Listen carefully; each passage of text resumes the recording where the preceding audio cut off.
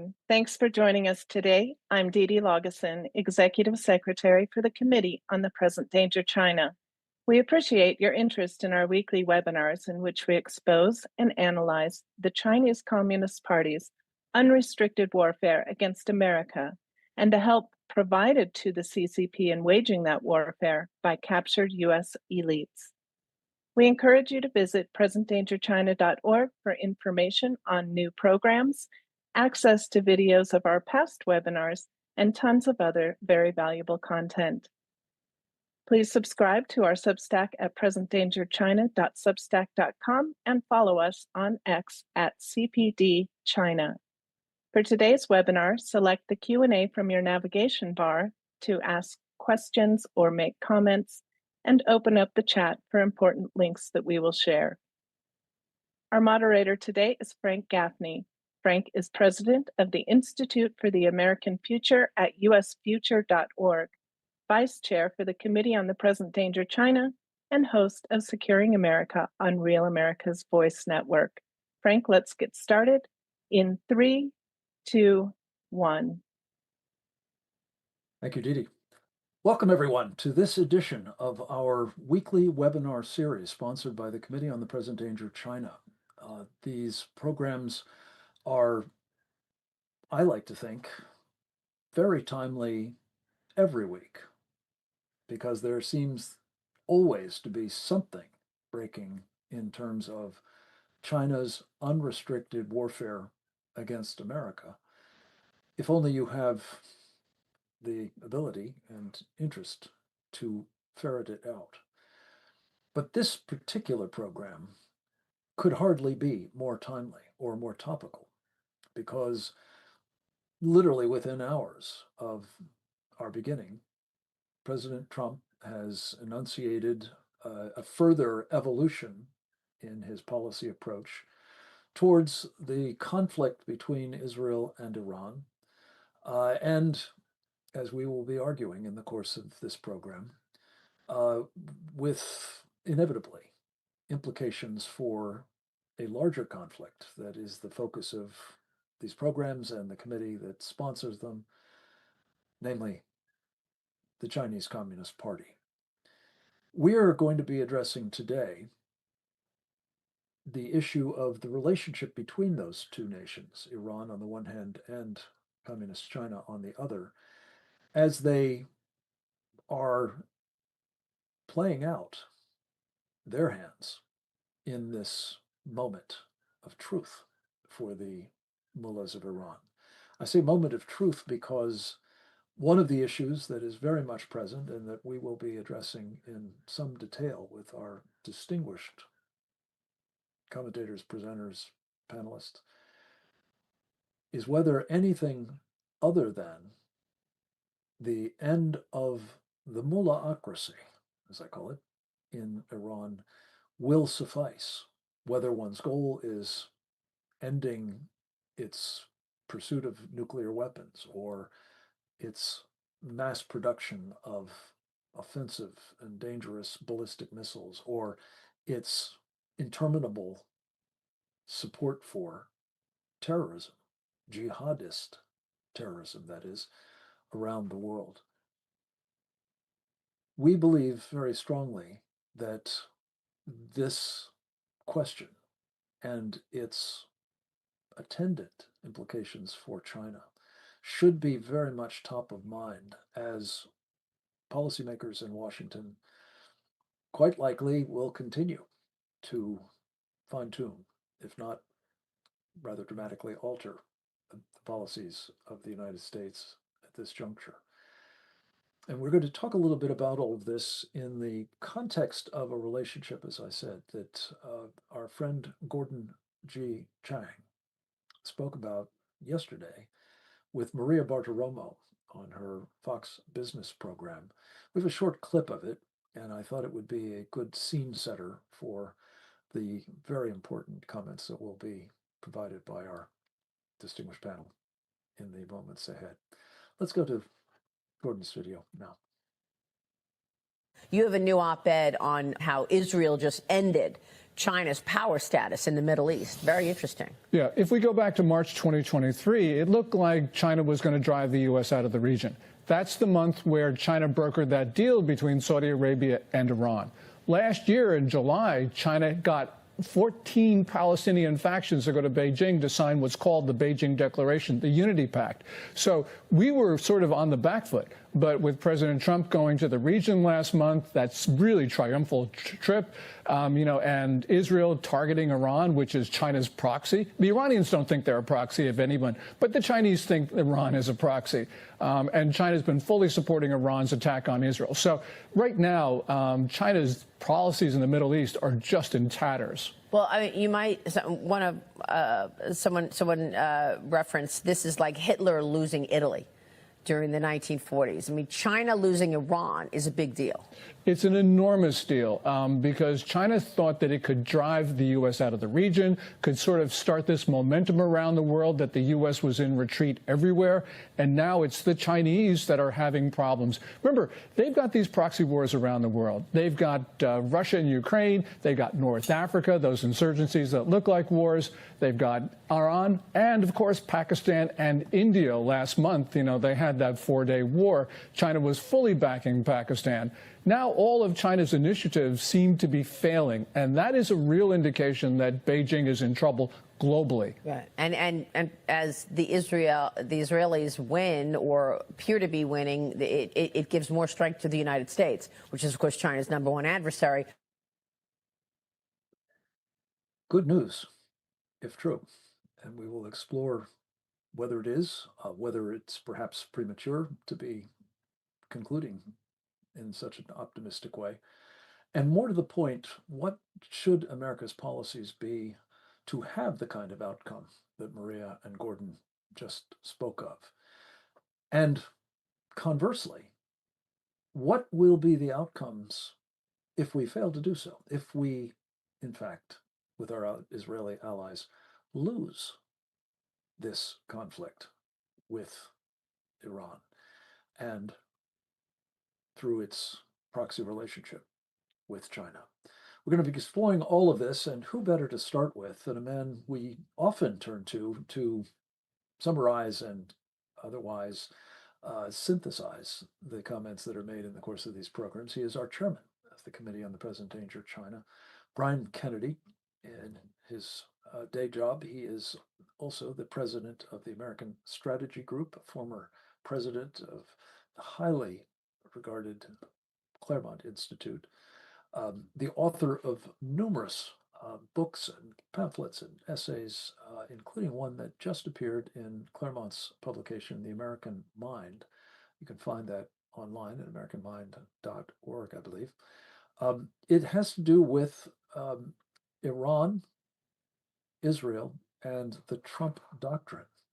We've asked him to address a slightly tailored version of that: Iran, the CCP, and the Trump Doctrine. Mr. President, glad to have you with us. Mr. Chairman, over to you. Thank you, Frank. Thank you. And this couldn't be more timely. That essay I wrote is at Frank is right, americanmind.org. And I'm trying to understand really in this essay and trying to present to the conservative world, the MAGA world, a kind of humble reprise of what we used to understand about all these things. None of this is easy. President Trump is taking his time with this. As we know, he's called for a 14-day pause. What he's really trying to do is figure out the real state of affairs here, because it's unclear what that state of affairs is. We were told Iran does not have a nuclear weapons program, hasn't had one since 2003 by Tulsi Gabbard in March in front of the Senate. And anyone looking at this, as long as you and I have, Frank, have long believed that not only do they have a nuclear weapons program, but as I'll say, may well already have a nuclear weapon. So President Trump, in taking a step back, is, I think, really following his typical commonsensical kind of approach, which is to say, What is good for the American people first and foremost? Our social compact is with one another as Americans. And so we have to figure out, is this good for us, whatever policies we pursue? I think he also thinks like Churchill, and he has a bust of Churchill behind him quite often when he's visiting foreign leaders in the Oval Office.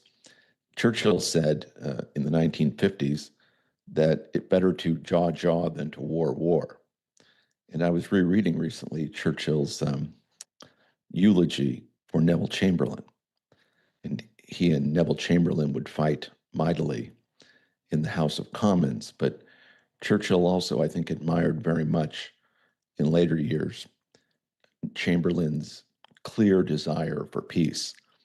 And in his eulogy for Chamberlain, which happened, of course, not long into the war, he was sorry that Chamberlain hadn't succeeded in achieving peace. And so as much as President Trump will want peace here, he's also very alive to the fact that the Iranians are in alliance with the communist Chinese and that we have to do something about it. Let me make a couple quick points. One, I think we misunderstand today much of the political world, our relations with Israel. In this essay I describe, during the Cold War, it was not controversial that we were on the side of Israel during the Cold War. We admire Israel. They're an outpost of the West. They're defenders of human freedom. But also there's a lot of Americans in this country who think, rightly, that the Jews are God's chosen people. And it may be up to God to save them, but we are not indifferent to that. And we're not indifferent to the outcome of strife with Israel in the region. And as I argue in this essay, that it was the goal of U.S. strategy during the Cold War to have a nation like Israel as one of the hegemons, along with Saudi Arabia, along with Iran under the Shah of Iran, and also Turkey. And we thought even though these countries don't like one another, they could balance each other out. But what mattered was that they were pro-Western. And we were in an existential contest with the Soviet Union. Now, when fast forward to today, a lot of young folks don't think that that mattered, or they don't even know about it, I fear.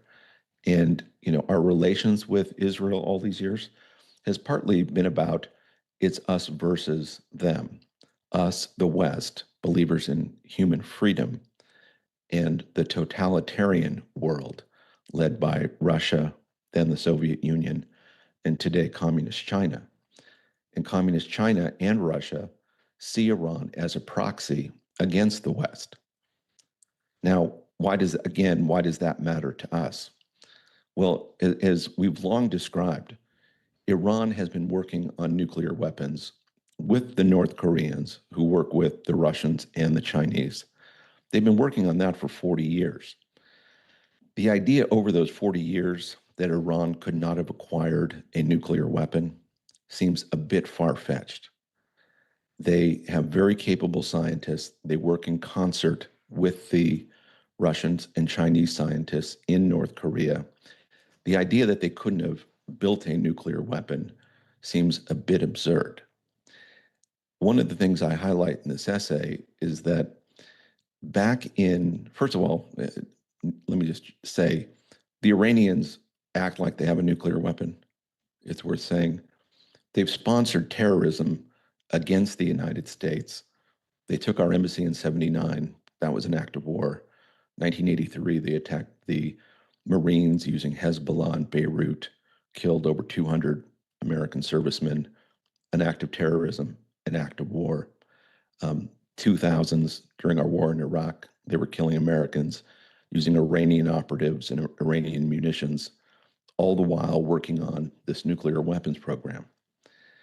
An interesting thing, which a lot of folks forget, is that in the early 2000s, and again, this was not controversial in defense circles, that the Iranians had tested twice in the Caspian Sea the ability to launch a ballistic missile from a ship in the Caspian Sea. So they had a ship in the Caspian Sea. They had a canister with a ballistic missile in it. They lowered it into the water, and fired off the missile. They did this twice. They practiced exploding the warhead in the high atmosphere to simulate an electromagnetic pulse weapon. Now, the only country that they would need to do that to would be the United States. And remember, the United States, they have their children recite, the Iranians do, death to America and death to Israel. And whereas they couldn't build a full-scale nuclear arsenal with missiles capable of going from Iran to the United States, it is more than technically feasible for them to have built ship-launched ballistic missiles to launch off our coast to either destroy American cities or to be used as an electromagnetic pulse weapon. In the scenario that I lay out, they could also sink the ship. And when they sink the ship, we won't know quickly anyway, unless we look at the nuclear signature, we won't know quickly where that nuclear weapon came from. And so we won't know who to retaliate to or retaliate against. And so I mention all that because we're in this proxy war that we've all been talking about, where communist China looks at Iran as one of its proxies. It supports them in their larger terrorist efforts in the Middle East, but also their support of Hamas and Hezbollah, the attack on Israel on October 7th. Iran was working in concert with those forces during all of that, as was Communist China. Communist China gets 16% today of their energy from Iran. The idea that they're not all working together here is far-fetched. I mean, just a casual look at the movements of these people, you can see that they're working in concert. And for everybody in the media today who kind of dismisses all this as just, this is how the world works. Yes, this is how the world works, especially in the totalitarian world, which Iran and Communist China operate with today. We're on the verge of conflict with Communist China in Taiwan, with Taiwan or in Asia more broadly, but also challenging them around the world. If you're Communist China, would you want to launch ballistic missiles directly at the United States and, incur from the United States a retaliatory nuclear attack? No. You'd want to use one of your surrogates, like Iran, to attack the United States. Why wouldn't they? Why have the Chinese been helping the Iranians with their nuclear program? Why have the Russians been helping them with their nuclear program? It's to use them as a proxy against the United States. And so when I think of everything we're going through here with Iran, I'm mindful that yes, the Iranians could attack Israel, and Israel has to make a variety of calculations to make sure that they're secure. But we Americans also need to make calculations, because I believe today they already have nuclear weapons, that it was perfectly within their capability to do. They could have bought them. They could have otherwise got them from Pakistan. And if they do have them, who will be their target? And I would humbly suggest that their first target would not be Israel, but the United States. They know that if they attack Israel with nuclear weapons, that Israel will launch a retaliatory nuclear strike on them and obliterate Iran. Now, Iran in their death throes, it may well come to that, and that is certainly a calculation Israel has to make. But there is also this calculation that if you destroy the great Satan, the United States, Israel will be in a far worse strategic position. Taiwan will be in a far worse strategic position. The entire world, need I say, would be in a worse strategic position. So as we're going through this program here today, Frank, I hope we are mindful that this is not just about relationships in the Middle East that China has, but really that we're in World War III. That Karen Sigeman was brilliant in organizing a series of panels we did last year around the country, where we talked about all these things, including this very point that it is World War III we're in. This is not a new war. This is an old war, and President Trump wants to make sure we win it. And so I look forward to this broader conversation, but with the notion that the war's already started. And the only question now is, how do we win it? Brian, thank you. A perfect send up for our conversation. And we will be hearing from Dr. Karen Sigeman as the cleanup batter in your stead. So stay tuned for that, please. Before we do, we're going to go to the Middle East, as it happens, for two of our presenters' comments. We have Dr. David Wormser, who has been wending his way there for some days now. In fact, I think was supposed to arrive right about the time that the attack began on Iran a week or so ago. And he has finally made it to Israel. And we've interrupted his dinner, for which we're very grateful for you taking a few minutes. David, you are, of course, a PhD, a naval intelligence veteran, a man who has served with great distinction at the highest levels of the U.S. government, and supportive and Undersecretary of State, a national security advisor, and the Vice President of the United States in your various incarnations. You are these days a senior director with the Center for Security Policy, responsible for its Middle East program, and always an invaluable resource on, in particular, matters like this, where it involves not simply developments and challenges in the Middle East, but a more global perspective. We've asked you to talk about negotiating with the Iranian regime about anything aside from its unconditional surrender will amount to abandoning its victims and perpetuating their enslavement to the benefit of the CCP and to our detriment, among others. Over to you, sir. Thank you so much for joining us. Thank you so much, Frank. It's interesting, the question of negotiating with the regime. When we started,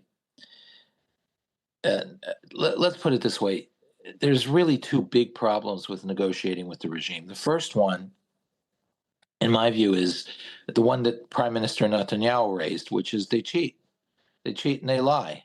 They've broken every agreement they've ever entered into, and they won't stop cheating. And despite the fact that for example, the Iran nuclear deal in 2016, or the JCPOA as it's called, there was supposed to have been verification and so forth. Clearly, the onus to deal with cheating is to take appropriate action. But instead, the onus is always on the people who pointed out the cheating, and it's essentially the onus is to come up with a new agreement to bring them in line and validate and codify the cheating, so at least it's, quote, under control, and therefore you can have some modicum of continued management of the situation. And we saw with Iran again and again and again, this doesn't work. Iran simply cheats in these agreements since day one. They have never really abandoned the path to a nuclear weapon, despite the NIE from 2007 or 6, whenever it was, by the United States.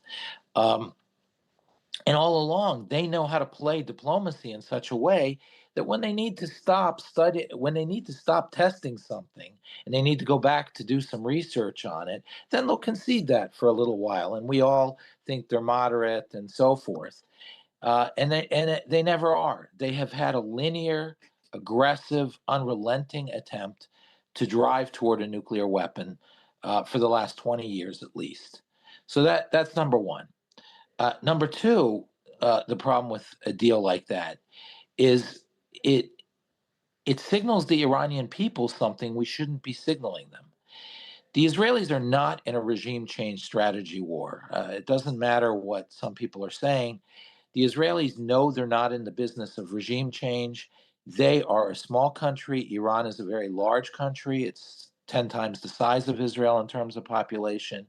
Israel does not have the military power to take over Iran and install a government to its liking. It cannot do what the United States did in Iraq in 2004. And in many ways, the history of Iraq, the real history, has to still be written. It wasn't the original intent of many people to do it that way anyway. It was, unfortunately, I think there were some actors inside the Bush administration that made it a much more involved nation building exercise than it should have been to begin with. But that said, we're not talking about Iraq here. We're talking about Iran. And in Iran's case, I think what Israel is doing is, of course, it has its rudimentary military objectives that it has to deal with, which are the nuclear program, the missile program, a whole bunch of nefarious activities by the whole panoply of things that Iran is doing. But the problem is that in doing that, the Israeli actions to take all that down also involve destruction of C2, destruction of the command and control structure, destruction of a good bit of leadership, and it as a byproduct. And the Israelis have this as an intentional byproduct, but it is not the goal of the war, which is it creates a favorable environment that if the Iranian people want to have a revolution, want to get rid of their government and want to take back their country. And I say take back because everything we see more or less indicates that the Iranians hate their government. If they want to, the Israelis have provided them the best opportunity in generations to do so. And there's every indication the Iranians will grab that opportunity. It will take a little time, but they'll grab it. The problem is the moment you enter negotiations, the Iranian people are scared because they think that at the end of the day, they will be sacrificed at the altar of another agreement. They have been before. There's no reason for them not to think that they will be. And as a result, what will happen is that the Iranians are going to stay quiet. They're going to wait and see because the last thing they want is an agreement to be signed on the nuclear issue, even the nuclear and missile issue.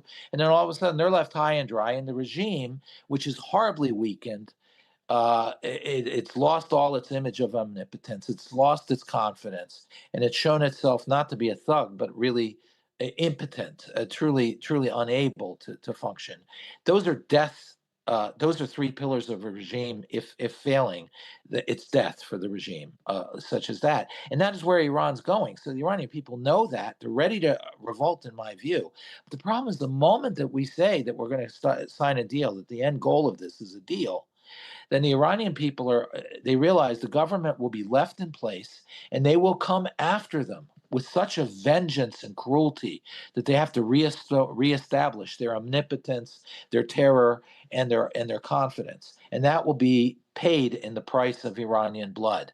So the Iranians are looking and they're saying, until we hear clear signs that Israel's going all the way and America will let it, and there won't be an agreement, I don't think the Iranians feel confident enough yet. So, and that's the real wages of constantly dealing with Iran as a normal government, or even as an abnormal government, but as an interlocutor. You validate the government, and that's the currency the Iranian regime always needs to survive.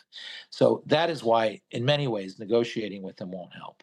It will cause a lot of damage. David, thank you. Excellent presentation as always.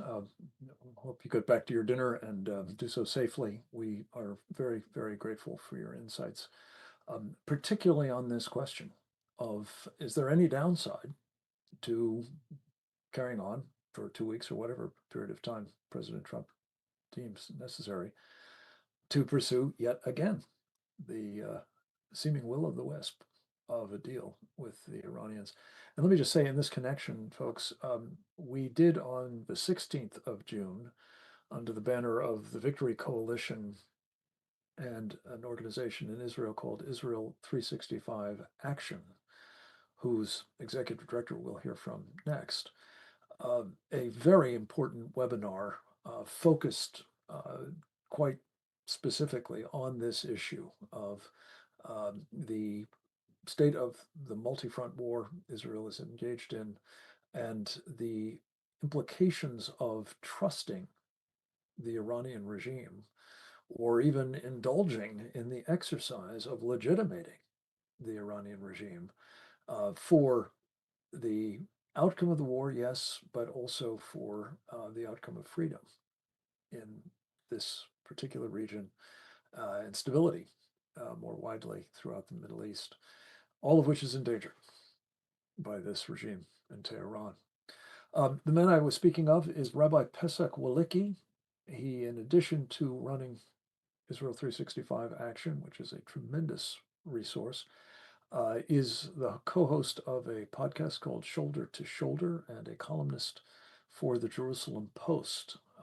He has contributed to these programs in the past and to our television program, Securing America. And with his permission, we have excerpted a clip from an interview that I conducted with him today that will be appearing, I think, tomorrow morning on the Real America's Voice network.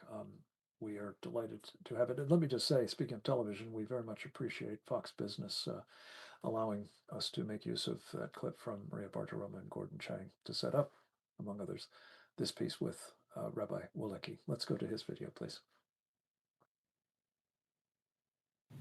Well, what a time to be alive, Frank. You know, the stakes could not be higher in what we're seeing right now. And I want to, before we pull back the camera and talk about those great stakes, you just mentioned, the Chinese involvement in all this and their stake in all of this, which we really cannot take our eye off the ball. That is paramount in what we're seeing here. The gas that flows through the Hormuz into China, 90% of Iran's oil sales fuel the Chinese Communist Party's machine. And in turn, the Chinese Communist Party is the primary flow of cash that supports the Iranian regime and everything that means. So this is really, China is critical here. But I want to just drill down onto that. When we talk about the Red-Green Alliance, that alliance between Marxist, anarchist, atheists on the one hand, and jihadist Islam on the other hand, our mind usually goes to the BLM, protesters, the pro-Hamas left in America when we think of the Red-Green Alliance or things that happen in the streets of Europe. But let's remember that the Red-Green Alliance actually starts all the way at the top with an alliance between the Red Chinese Communist Party and the Sharia supremacist Iran and Qatar. That's the Red-Green Alliance at the, we'll say at the corporate level, at the top. And there's a spiritual component to this Red-Green Alliance, because the Red-Green Alliance, although they seem to be at opposite ends of the theological spectrum, atheists versus jihadist Muslims, they actually share a burning hatred for biblical faith and for everything that biblical faith means. Our civilization is the product of biblical faith. It's biblical civilization. Our moral structure is biblical civilization, and they seek to destroy it. And in the eye of the storm is what happens to the Jewish people, what happens to the people of Israel. What building stood on the Temple Mount in Jerusalem 2,000 years ago? And do the Jewish people have the right to that land? These are questions that they sound like biblical or historical questions, but they have every impact on geopolitics, because jihad seeks to conquer the world. And you always correctly refer to it, Frank, as Sharia supremacy. I always use jihadist Islam because it's a more popular term, but yours is more accurate, because jihad is really only the process of getting to the end goal. The end goal is Sharia supremacy. So you're absolutely correct. But this Sharia jihadist Islam seeks to control the entire world. Those parts of the world that they're gaining control of by emigration and the democratic process and taking over the culture, like the countries of Europe that are falling into the hands of Sharia, as we see in England, France, and others, and they're starting that process in the Western Hemisphere as well, Epic City and other things that are happening. But Israel, who they can't take over culturally, they can't go through that process, so they attack us kinetically, they're taking over the Western Christian civilization without firing a shot. The only country fighting back on them is Israel.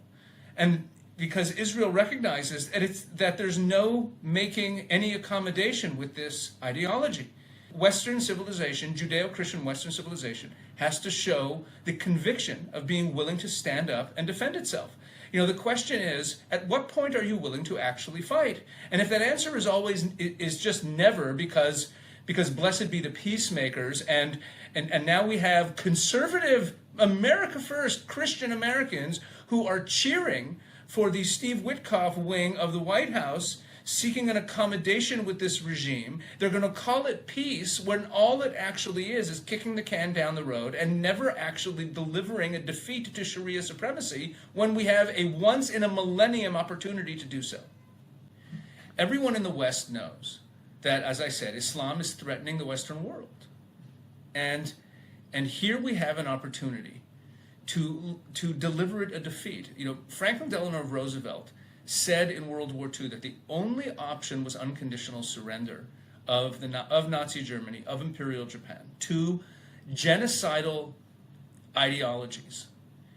And the only reason that Nazi Germany and Imperial Japan both moderated so quickly is that unequivocal defeat, when the enemy is brought to their knees, it is the only way to really change an ideology, and that is a biblical idea. It's a biblical idea in Psalm 83. Psalm 83 is all about warfare, and it speaks about how the enemies of God seek to undo God's plan, specifically God's plan for Israel. And then it turns into a prayer beseeching God to defeat the enemies. And ultimately, at the end of the psalm, before declaring the final punchline, which is that God should reign over all the earth, there is the final request in the prayer is repeated 3 times, asking God to bring shame upon our enemies, which leads to the question, why do I care if my enemies are ashamed? Isn't it enough just to defeat them? And the answer is, I care deeply, because the humiliation of defeat, unequivocal defeat where it's just pure one-sided surrender, which brings shame, means that the enemy is admitting and is recognizing, and all of their followers who were caught up in their ideology are recognizing the error of their ways. Their leaders are submitting, they are surrendering. And that is why unequivocal defeat and surrender actually can break an ideology. And this is not theory. Look at World War II. It worked. So when any Westerner who's worried about Epic City and who's worried about how Islam is taking over the West, recognize that if we have any hope, we're not going to have a world with no Islam. Islam is here to stay. The question is, what does that Islam look like? And if there's any hope of having a reformed Islam, first, Sharia supremacist, jihadist Islam, which is on the march in all kinds of different ways, taking over the West in all kinds of different ways, at kinetic war against Christians in Northern Africa, slaughtering them, doing what they did on October 7th every day in Nigeria, doing that to Christians across the world, doing what they're doing to Israel. Sharia supremacy needs to be delivered a blow, a defeat. Now, it won't be the only defeat. We'll still have the Muslim Brotherhood. There will be bad actors. But setting them back and letting it be known that Sharia leaders are brought to their knees in an unequivocal defeat is the only possibility that Western civilization has to start turning this thing around, and to shy away from that moment when it presents itself. And we don't get to choose the circumstances under which it presents itself. That's true. And many Americans have complaints about how Israel handled this and how Netanyahu handled this, and they don't like how Trump got dragged in. Be that as it may, right now the moment presents itself that Sharia could be set back a century or more. And it would be the gravest of sins for us to miss that opportunity. Well, in addition to that, and that's a spiritual indictment, it would be a booster rocket for the ambitions of the Sharia supremacists, would it not? If they actually emerged victorious. Bloodied, yes. Damaged, yes. But nonetheless, they would have survived, which by definition means they live to fight another day for the destruction of Western civilization, Judeo-Christian civilization. Am I right? Frank, this brings to mind Sun Tzu's comment. People like to quote Sun Tzu, know your enemy, but the full quote is actually much deeper. Sun Tzu said, if you know yourself and not your enemy, for every victory you think you have attained, you will have attained a defeat. And what that means is that if you're defining victory on your terms, based on what your outcome is, we want to be safe, we want them to leave us alone, but you're not actually thinking about how they define defeat, then they could still not realize they were defeated. That shame I spoke about before, that shame and that humiliation of surrender will never be reached, and nothing will ever change. And they might still define it as a victory. Wherever he winds up, Donald Trump has the opportunity here to either be a part of a grand victory for Western civilization that we've been waiting for 1,400 years, or to kick the can down the road in the long chain of other appeasers who have allowed Sharia supremacy to declare victory. The greatest of legacies, on the one hand, and unfortunately a legacy that will be shown to have simply set the stage for the next conflict. And Israel's going to do it, Frank. Israel's going to do it. I pray they will have the latitude to do it. That's one of the biggest questions here, is whether the United States, having said we're going to take 2 more weeks in pursuit of this deal, will insist upon Israel not continuing to prosecute the war to a decisive victory, which I believe means the end of this regime and the rise of a free, Western, moderate Shiite country. Thank you for indulging me on some of my comments as well as those of Rabbi Pasqualicki. I think we've really drawn forward this issue of unconditional surrender and whether there is actually any alternative to a decisive victory that includes it and the end of the regime. We're going to explore it a little bit further. And by the way, I neglected to mention that the topic that I think the rabbi has just addressed so powerfully is was given as the implications of a victory for Sharia supremacism in the spiritual and unrestricted warfare battle spaces, the latter, of course, being the one the Chinese are very much engaged in. We have another brilliant, as it happens, member of our Committee on the Present Danger China by the name of George Racely, who is going to take an independent and American view of some of those same topics. He is these days the editor-in-chief of Conservative HQ, Richard Viguery's wonderful online newsletter. He brings to that position a wealth of experience in politics, having been involved in some 300 campaigns, and service in the executive branch, in the office of the vice president, and on Capitol Hill in senior positions as well. George is the man we've turned to talk about what a defeat for Iran would mean in terms of a defeat as well for the Chinese Communist Party, and some related topics as to whether we're going to get to either of those outcomes. Looking at America first, looking at a sort of schism that Pasqualicki touched on. Inside MAGA, the America Great Again team, and Trump's choice as to how to proceed. Let's go to the video, in this case, with George Racely, please. Also taped on our show today. I think it's important to recognize that the Red China is Iran's #1 trading partner. And,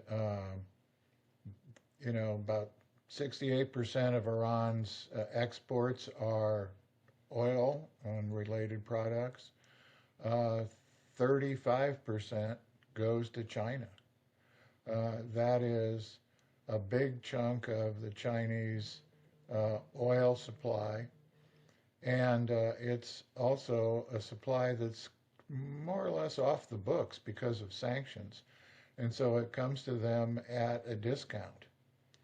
And it would be very discomforting for the communist Chinese economy to lose that discounted oil supply. And if a democratic, peaceful regime were to replace the mullahs, it would actually help stabilize world oil prices at a lower level, because it would put the Iranian oil supply back on the world market legitimately. And that supply would, of course, as we learned in Economics 101, more supply, lower price. And so there are a lot of benefits there. Additionally, the Chinese have a lot of interchange with the Islamic Republic on matters of terrorism support,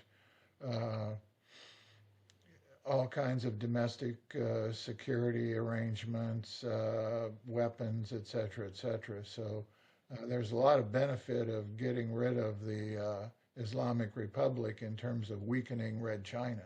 And obviously, the Chinese are, as you know so well,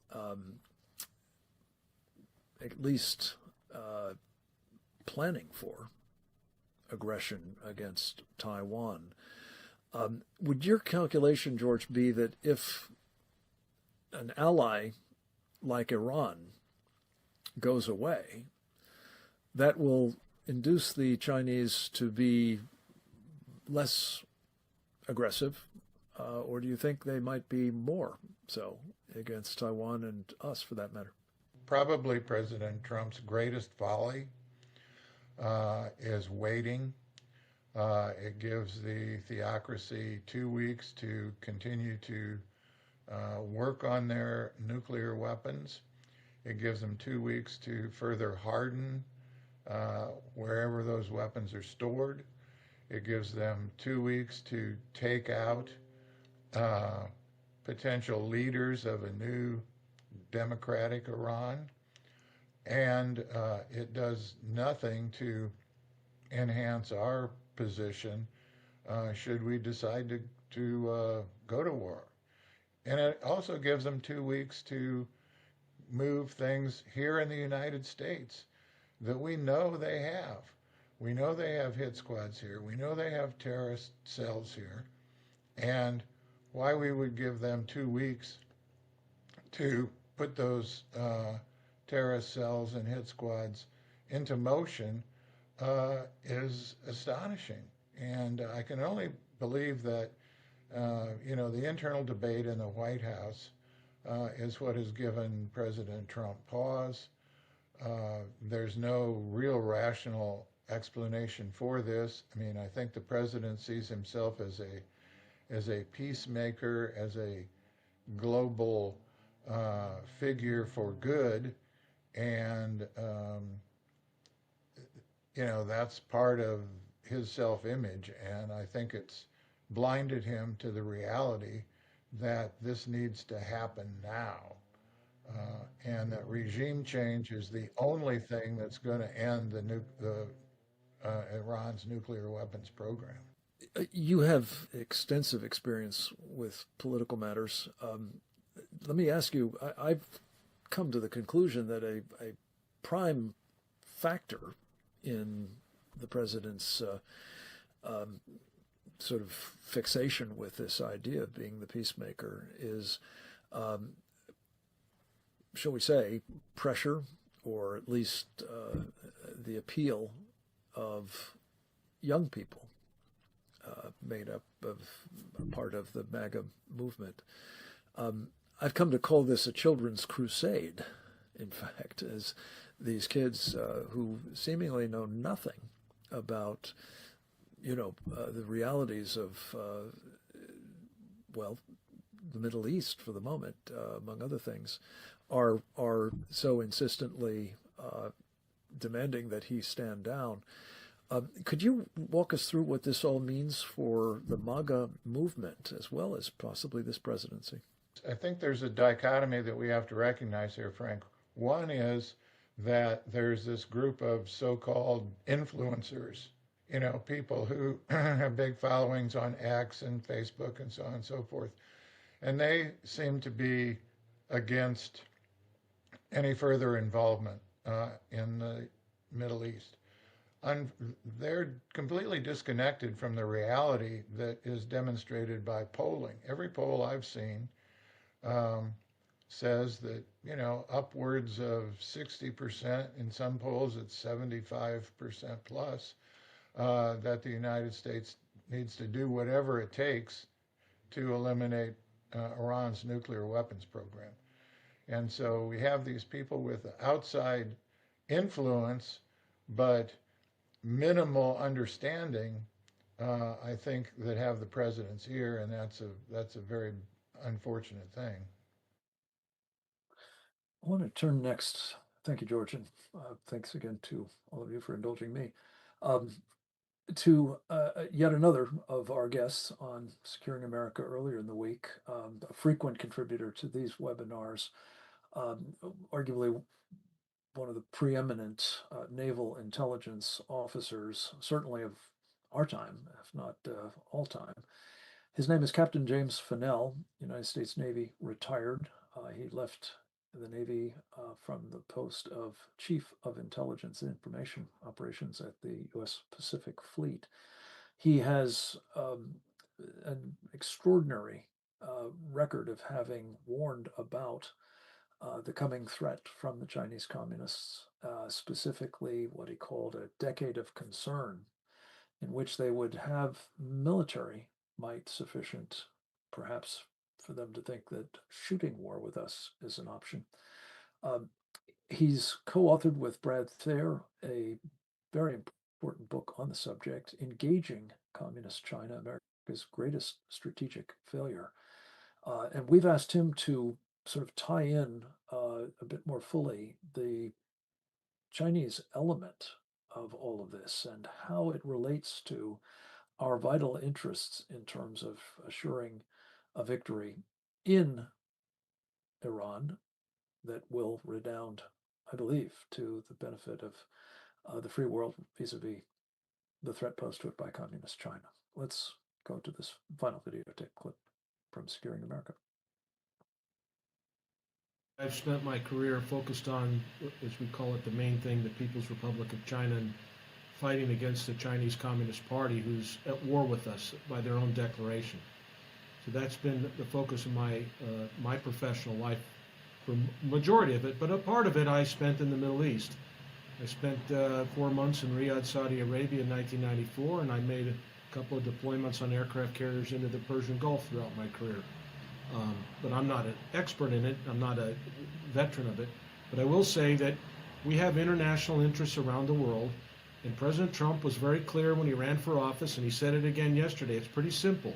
We cannot allow Iran to have nuclear weapons. That's in our national interest. Additionally, we know that Iran has killed Americans, most recently in the October 7th attacks into Israel from Gaza. That was initiated, or not initiated maybe, but sponsored largely by Iran with their money and ideology, and it killed Americans. I also remember back in the 1980s when 200 plus Marines were killed in our embassy in Beirut. So Iran's got blood on their hands for killing Americans. So I have no problem taking out this Iranian nuclear facility.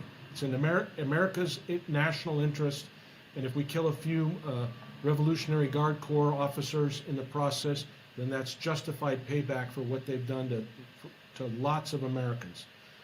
My issue is that we have split the MAGA movement in a way. We're in the process of doing that, and I'm not happy about that. What we need to do is have folks ratchet down on both sides, not accuse one side that doesn't support this as being anti-American and the other side accusing the other of being neocons and wanting endless wars. That's not what President Trump said yesterday. He said it was simple.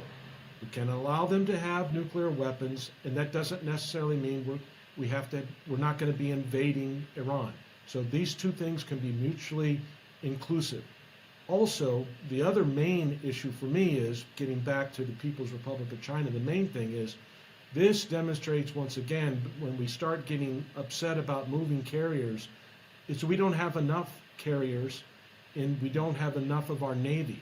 And in the last 30 years, as we were doing these endless wars in the Middle East, the U.S. Army and their control over the Pentagon essentially allowed for the gutting of the U.S. Navy from 600 ships to 300 ships.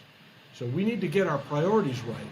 If we don't want to invade Iran, which we don't, and we don't want to have a land war in Asia, which we don't, then why the hell are we still buying all these Army combat brigade teams that cost just as much or more than a U.S. destroyer in both terms of production and maintenance over a span of a life of an institution?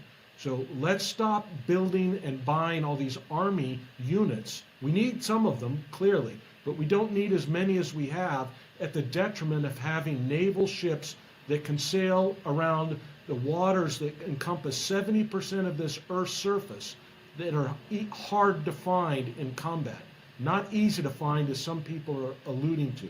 So let's get our priorities straight. Let's take care of business in Iran in the way that the president has directed.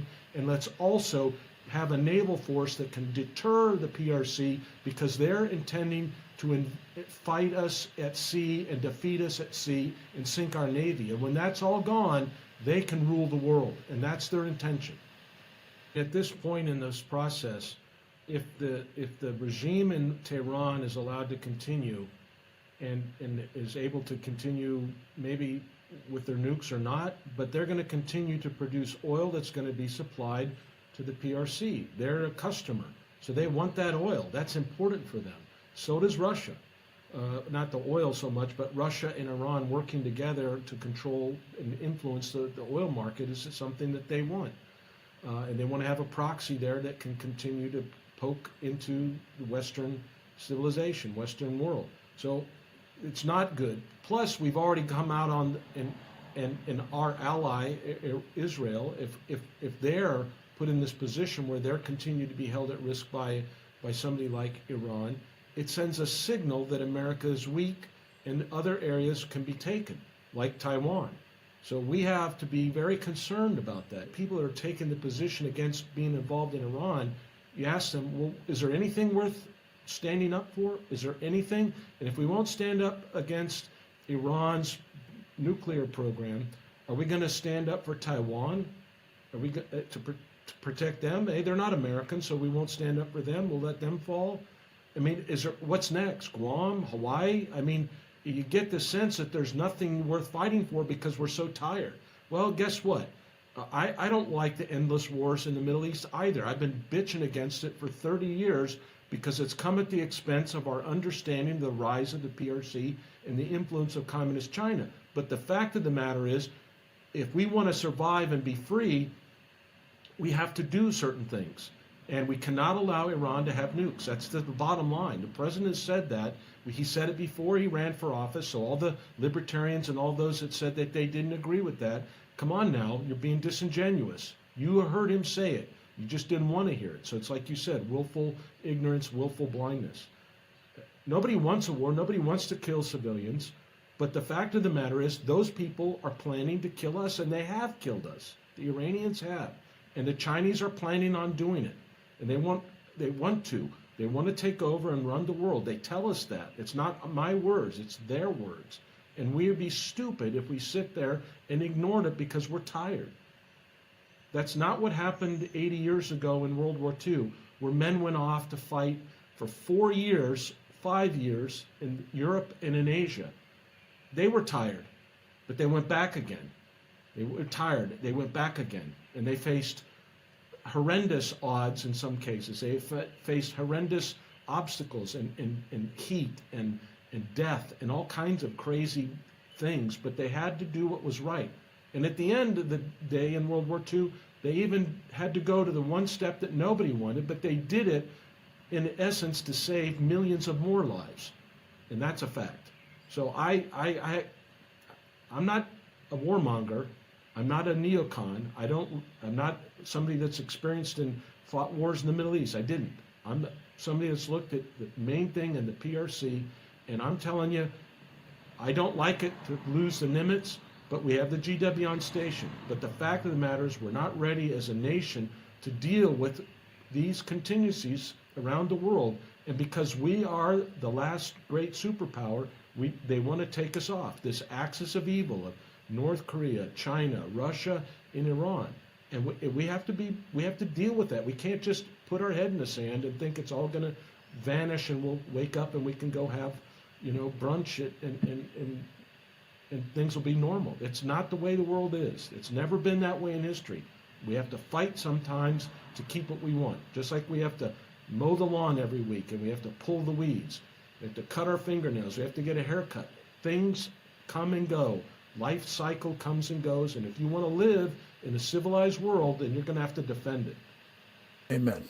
And let me just add to what you've said, Jim. It seems to me that many of the arguments that are being made currently to suggest that, Iran is just not our problem, not only fail to recognize what you've said about what it has done to us in the past, to our people, to our servicemen and women, not least in places like Iraq and Afghanistan. but what it says it intends to do to us, and has for 46 years, namely bring death to America, as well as death to Israel. But the arguments that are being made to say, well, never mind, that's not our problem, will surely, as you've suggested, be applied to Taiwan, or perhaps other of our key allies in the region if the Chinese have their way. And I just dread the prospect that this fracturing might prove to be a permanent condition for a movement that is about America at its core. America first, yes, America first and foremost in the world, I think is an additional fillip that is very much part of the Trump America First movement. It is not the Lindbergh America First movement, which you will recall, Captain Fennell, not that you were alive during that period, but he was a guy who championed precisely what the isolationist wing. And then he apologized for it after the war started. Lindbergh said, I was wrong. I shouldn't have done that, and it weakened us. And he acknowledged that being an isolationist was a failed endeavor. Well, there you have it, folks. A voice of considerable intelligence addressing why we must both assure the Iranian regime's defeat and deter the CCP. Finally, our present cleanup batter, we are very pleased to have back with us once again Dr. Karen Sigemund, another very distinguished member of the Committee on the Present Danger of China, the president of the American Freedom Alliance, the founding member of the Sovereignty Coalition, and very active with our Victory Coalition and so much more. She is a thought leader in these matters of war and peace, as well as our culture wars and so much more. I commend to you the resource of her AmericanFreedomAlliance.org, as well as remarks like those that she will be making now on the subject of why defeating evil matters. Any substitute for victory will ensure we are afflicted by much more of it in the Middle East and far beyond. Dr. Sigemund, welcome back. The floor is yours.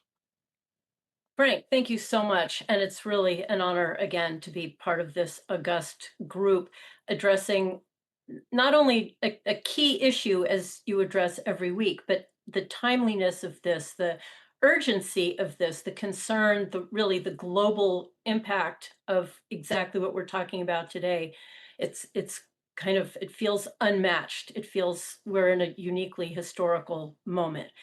As Brian had mentioned, and you, Frank, also, we did have a series of conferences last year, World War III, the early years, addressing the extent to which we have been under attack. And by we, I mean the United States, I mean Israel, I mean essentially Western civilization. And by whom have we been under attack? Again, the topic of our conversation, the Red-Green Axis, the Red-Green Alliance. And one cannot minimize the extent to which we have already been suffering under this war. Yes, it's World War III, but it absolutely has been an attack on Western civilization generally. And by that, I also mean Judeo-Christianity, all nations that have at one time or another, even if they've walked away from it, increasingly becoming secularized, Judeo-Christian values. This has been, between China and Iran and the rest, a war on Western civilization, on Judeo-Christian values. And this is why all efforts are poised right now against Israel as the outpost of exactly this.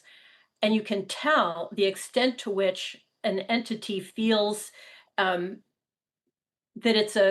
something is an important target for them, and that is by the intensity with which they will fight against it. Israel clearly is perceived as a load-bearing wall of Western civilization. It is an outpost of Judeo-Christianity, and therefore draws all the fire that is currently and has been over the decades been drawn at it. You know, in all the conversation that we're having, let's not forget the horror, the atrocities, the inhumanity of the slaughter on October 7th. What is happening right now is a response, it's seemingly, to my thinking, of a long overdue response to that attack. And let's also just give a moment to think about the humiliation and the pathetic nature of the deals that were made with the hostage exchanges. We would get a few hostages back in exchange for several hundred terrorists being returned by Israel. This is how that game is played. This is how negotiations happen. There is no through line. There is no way to contend with Sharia supremacists in conjunction with the CCP, who have as their core, absolutely their core tenet, to destroy Israel, to destroy America, to destroy Western civilization. We see what their negotiations look like. We've seen it over the decades, and we've seen it in particular in relation to October 7th. It is supremely ugly. President Trump has been very clear. Iran cannot get nuclear weapons. That's fantastic. Israel has been very clear in the position that they've taken over this past week. Again, taking the brunt of the violence. We've been talking a lot about proxies. They are proxy for all of us. And a war on Israel is a war on America. It is a war on Western civilization. And to ignore the efforts being made by Israel would truly be a horror. Not that we're doing that, but one sees this in conversation. Why does Israel matter? Israel matters for all of these reasons. We are in a unique moment in time right now. We are poised to win. To pull punches at this juncture not only would be a horror for Israel, but would be a horror on the world stage as they see, and every one of the speakers thus far has made this point, that the world is watching. We cannot withdraw. We cannot reveal any kind of weakness at this point in time. Peace through strength is just as true as war through weakness. To evince any kind of weakness would be to signal, first of all, would be to let Iran win, and it would be to signal, as other speakers have said, a lack of seriousness, a lack of commitment to the preservation of Western civilization. Israel must be supported, and we must be in a position to do that. I think to defend Israel is to defend Western civilization. The converse is also true. God has been on our side since before our inception. And I think that that is true because we have been on his. We must make every effort to continue to be on his so that he continues to be on ours, and on the side of Israel, and on the side of Western civilization. It would be an absolute travesty if such were not the case, if we squandered this opportunity, if we squandered the sacrifices that have already been made. Now is absolutely not to do the time to do that. Given that there is this red-green axis, this red-green alliance, the axis of evil, as James Fennell has said, we must absolutely be the ones to stand up to that evil. It does fall to us. They recognize that it falls to us. That is the position that the United States and Israel have always taken, and I don't think we can walk away now. And I really think that the conversation that we're having here today is among the most important. The notion of red-green axis, the red-green alliance, the fact that Xi and Khomeini, that Iran and the Chinese Communist Party, that Islam and communism, the extent to which they are allied is something too many people, almost everybody, is completely unaware of. And even if China weren't allied with Iran, they are watching the fact that they are allies, and Iran is a proxy and Israel is also a proxy, people need to be very aware of. And as we go forward in the next, I hate seeing these next 2 weeks. I'm not happy that that's on the table. On the other hand, I'm pretty confident that President Trump absolutely understands the stakes, is not particularly willing to kick the can down the road, but does want to feel that he's done everything possible before the next step is taken. I'm fairly confident that he understands it, and I hope to bring the American people along. And I do hope that this MAGA divide is that peace is somehow made, and that there is a recognition that supporting Israel is also supporting the United States and is part of making America great again. Thank you. Thank you, Karen. Very well said, as always. We have time, I think, for a question to each of you before we run out of the allotted hours.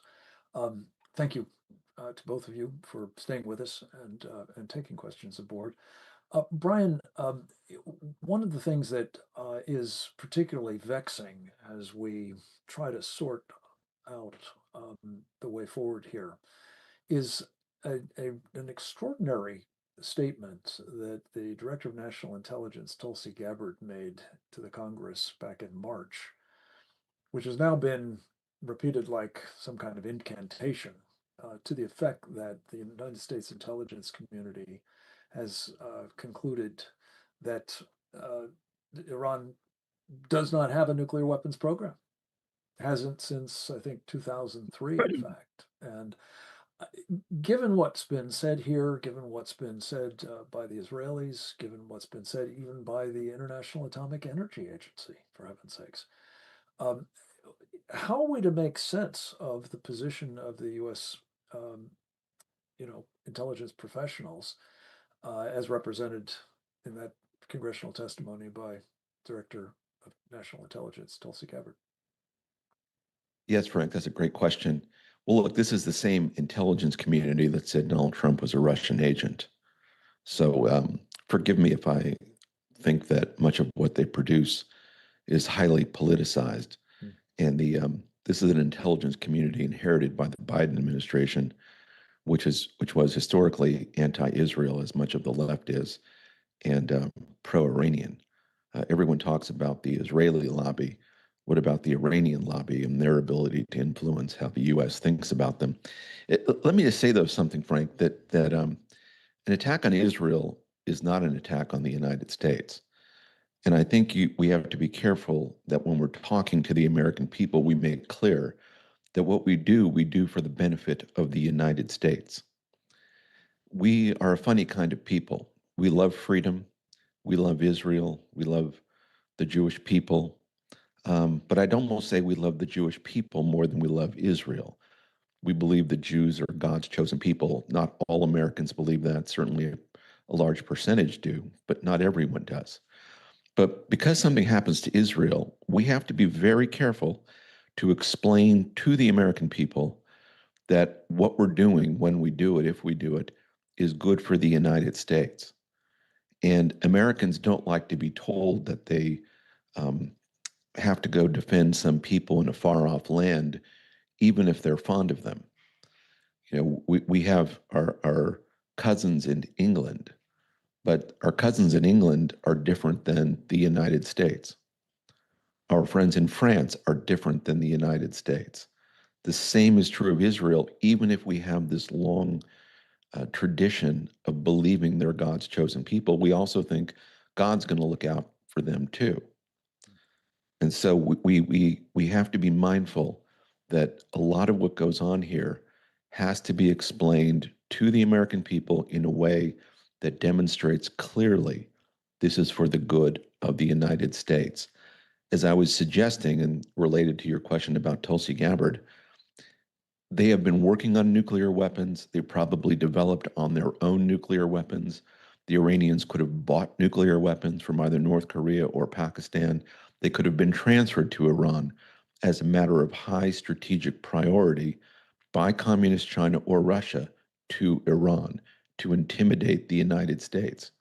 I myself am pushing this or pushing the more, let's call it, aggressive stance toward dealing with Iran, not advocating an attack in any way, because I believe they can launch a ballistic missile from a ship at the United States and destroy us. Let me finish this little rant, Frank, by saying that I would associate myself with the Steve Witkoff wing of the White House, because the Steve Witkoff wing is the president's wing of the White House. Steve Witkoff has been sent over there by the president to negotiate. He's been given clear outlines from the president. He's not advocating his positions. He's advocating the president's positions. And so President Trump has said Iran cannot acquire a nuclear weapon, as we've said dozens of times just on this webinar. But he also wants to negotiate and see what kind of deal can be struck if it can be struck. And of course, it was Steve Witkoff who basically got us to the point where we are today. And holding the line, the Iranians have been the ones who have stepped away from the table. It's not been Steve Witkoff keeping us at the table. It has been the Iranians walking away from the tough stance that President Trump, through his ambassador of sorts, Steve Witkoff, has presented to them. So let's remember here that President Trump he has a large amount of intelligence before him that he is sifting through. This 2-week pause, I don't think it's necessarily designed or absolutely designed simply to allow for greater negotiations, although I think he would like negotiations to occur. It may be these are preparations as well for what a strike on their nuclear facilities would look like. We have not prepared, it would appear, to be able to do this in an effective way. There's open debates now of how many bunker buster bombs it would take to degrade that facility at Fordo. Is it 1, 3, 5, 10? That number was thrown around this morning. And so my guess is the U.S. military, just to give the president all the options, is figuring out what such a strike would look like. That doesn't mean the president wants to do that, but he may be put in a position where that's his only choice. And I think rather he would like to see some kind of peaceful negotiation if that's possible. But at minimum, we have to prepare, and that may be the reason for the 2-week delay. Yeah. Brian, let me just posit that what we've talked about throughout this program is that one aspect of the negotiations that Steve Witkoff is leading and that the president is giving another 2 weeks to conduct, at minimum, I guess, is this question of legitimating the people who are running this regime in Tehran instead of the people who have been oppressed by them, and I think are our best hope for a good outcome here. So we may have a small disagreement on the wings of the White House and the policies that are emanating from them at the moment, but I think we've helpfully illuminated the choice really that is before President Trump. And Karen, I just wanted to come to you as a person who has spent much of her professional life after helping win the Cold War, I might add, against Soviet submarines, where you played a direct role in trying to help our Navy contend with that threat. As in your post-defense related service, an educator at every level, I think it's correct to say, you have an understanding of the state of America's youth and what they have been exposed to, what has been inculcated in them. And I'm hoping that you might be able to further shed light on this concern that I mentioned with, I think, 2 of our guests, that a very powerful force apparently now in this MAGA movement and in advancing some of these policies, which Brian is a little more favorably disposed towards than I am, are young people who I fear have not been very well equipped to understand the specifics of the circumstance that we're confronting now with these mullahs and with their taqiyya, with their 12-er apocalyptic agenda, and on and on. But could you just, having given some serious thought to, and I understand writing a book about national security and education, how that is factoring in to what is happening within the MAGA movement at the moment, I guess, but also how it is perhaps contributing to some of the policy choices the president is making now. It's a great, important question, Frank. You noted that our youth of today are not potentially not well equipped to deal with this, what's going on. I would say that they're being extraordinarily well equipped to advance the narrative that is not related to the actual reality.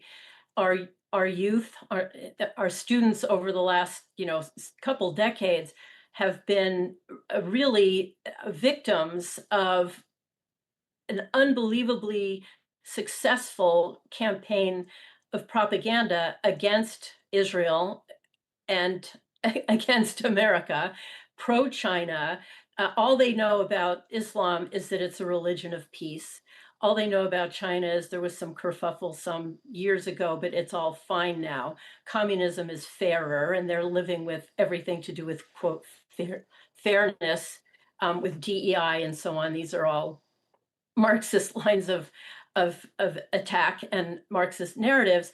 So everything that they know supports all the narratives that the Committee on the Present Danger, everything that we're talking about, it all supports the very threat that we are trying to level set against, as you say. Between the Qatari money and the CCP money go into our universities and our schools at all levels. Plus, at this point, just being pro sort of communism light, but through the long march through the institutions, all of our institutions have been captured by individuals, by narrative. So everything that they know essentially is wrong. Is to have Israel painted as genocidal, to have Israelis, Jews painted as Nazis, to have Trump painted as a Nazi, to have absolutely everything that's good reflected as evil, everything evil reflected as good. They feel very strongly that it is the right thing to do, it is the moral thing to do, to stand up to Israel, which we saw October 8th, 9th, 10th, and so on, and we're seeing this now. And this is what is inflaming, in a sense, the portions of the MAGA movement, that there's a sense that if all of our students, our college students, are incipient adults, believe the way that they do, there's a sense that maybe they need to be coddled to, catered to, pandered to, that is truly horrifying. But that we've seen this coming up with such as, I don't know if the word is assiduousness, but there's been a real determination on the part of Islam and communism to misinform our students, and we see this through our media as well. Well, yes. Just a final point on that, the media in particular, that seems to be especially influential with our young cohort. And that's relevant, of course, to the mission of our Committee on the Present Danger China, namely warning about the threat we face from that quarter, is TikTok. And could you just say a word about the fact that apparently has become a prime and trusted news source for young people in this country? They say about half our population is now hooked up, and I mean hooked on TikTok. What role is that playing in shaping these kinds of perceptions about both, China and Israel and us, for that matter? And us, for that matter, too. I think that's a really important point. Yeah, TikTok, its influence is completely, it's a terrifying, yet another, again, line of attack. And given that it's coming from China, and given that China has declared a people's war on us, and given that we're seeing unrestricted warfare from every avenue and in every possible vector coming in to our country, of course, TikTok is yet another massive weapon against our kids. Not only does it demoralize in terms of what America is, it deals with attention span, it fabricates an entirely different set of, it's a reframing, it's a recreation of a false reality. And our kids are not living in a world that is in fact the real world, and the decisions that they're making are based on pure fabrications. This is not a good thing, especially when what is good, the moral inversion that they are trying to address, plus again, it's utterly demoralizing. TikTok is just one of 1,000 ways that they're getting at our kids. And I think we need to just consider the entire array of weapons directed at us, of which TikTok is just one of countless. Indeed. Karen Sigeman, Brian Kennedy, thank you very much, as well as to all of our other colleagues, Captain Jim Fennell, George Raisley, Bezek Walicki, David Wormser, and with brief clip from him, Gordon Chang as well. We're deeply grateful to each and every one of you for taking time to address this topic at this particular juncture, very much in the hope that it will inform not only those of you listening at the moment and those of you that will listen in the days ahead through our subscription option at Present Danger China, but also our policymakers who seem very much in need, to varying degrees, of course, of calibration on just how dangerous would be an outcome in which the jihadists, the Sharia supremacists of Iran, their mullahs, come away from the present moment surviving, and therefore deeming themselves and being deemed by other Sharia supremacists, by the way, as victorious. Bad for us, bad for Israel, of course, bad for the Middle East, but especially as it might redound to the benefit of the Chinese communists, bad for the entire planet, as this would mean a further impetus behind the efforts of the Red-Green Alliance. I throw in the globalists on top of it, the totalitarian trifecta, if you will, all of which have in mind becoming our successors as the leaders of a new world order. They have the differences amongst each other, to be sure, and they will sort it out if we're gone, but they are working together right now to bring that about. And this moment in Iran is, as I think Bezek Walicki called it, a millennial moment, a choice, an opportunity. And I pray that President Trump will see the imperative need to stick to what he has said is his required outcome. And that would be unconditional surrender by the mullahs of Iran. And not just with respect to their nuclear capabilities, by the way, but I believe to their hold on power. Leaving the legacy of this president, the greatest one imaginable, the one that I think he deserves and the one that I know we all need. And that is the liberation of the people of Iran and a signal defeat for the Sharia supremacists who have repressed them for so long and seek our destruction as well. With that, we will turn it back to Didi Laugesen with my thanks and my prayer that you will all go forth and multiply. Thank you, Didi. Thank you, Frank, and thanks to all of you for being here. A video of this webinar will be posted to presentdangerchina.org within a day of our program's conclusion. Please share this and our other programs with your elected representatives, colleagues, family, and other networks. For webinar notices, updates, and news, subscribe to our Substack at presentdangerchina.substack.com and follow us on X at CPD China. Join us again next week for another installment of our Committee on the Present Danger China webinar series on the CCP's unrestricted warfare against America and the free world, and how CCP captured elites betray the USA. Thanks for joining us. Goodbye.